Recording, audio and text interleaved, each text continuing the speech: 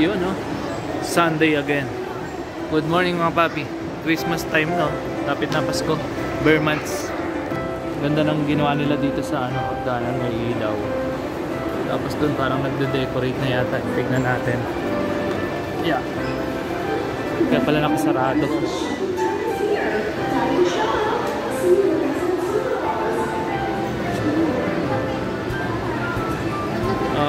Ayun, oh.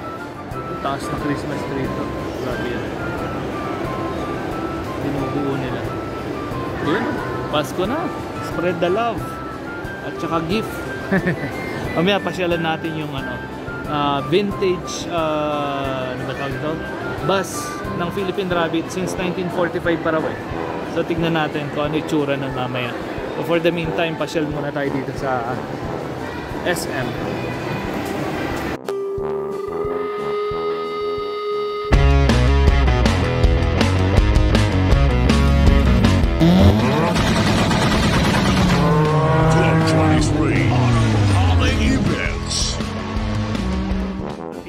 Good day, ganda ng araw. Daming tao.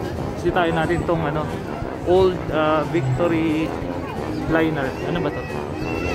Olongapo, Manila 526. Laki oh. Unang-unang bus ng Victory liner, 78th anniversary.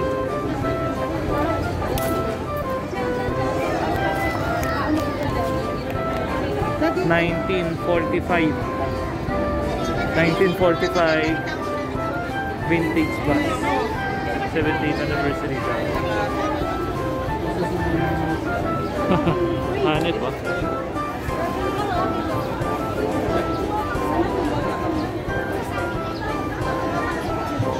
Ayun na ba di? Oo. Teka. Ayun o. Sige, taas ka dun.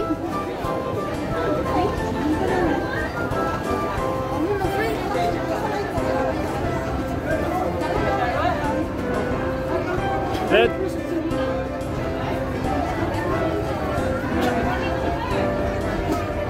Ayun, ilang seaters ba to?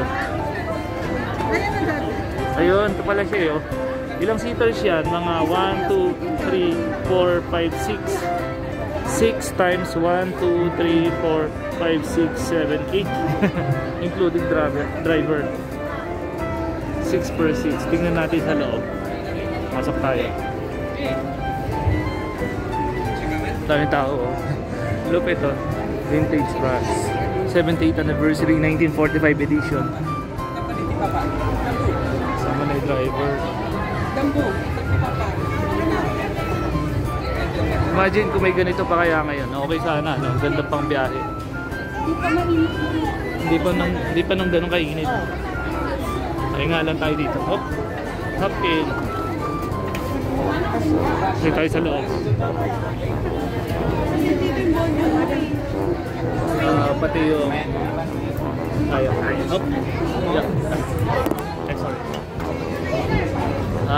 Okay.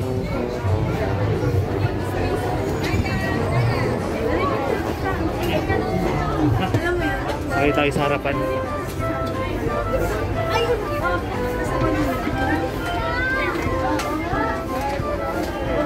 Halika dito. Pa-picture kayo namin. Nakikita mo to oh. Pan pa siya. Manual pa. Laki ng all analog. Diba? Natubit ah. Imagine yung clutch ng pedal. Cambio. Ang luwag yun. Panalo. Ano ito? Ano eh? Simpleng-simple lang mga araw. No? Analog din yung kanilang wiper. Tingnan ko. Tingnan sa ito. Uy, haba. Super haba. Ikutin natin. Ikutin natin yung paligid mga papi. 526. Ano pa? Nakambas na ito. 1945 Victory liner. Hanep.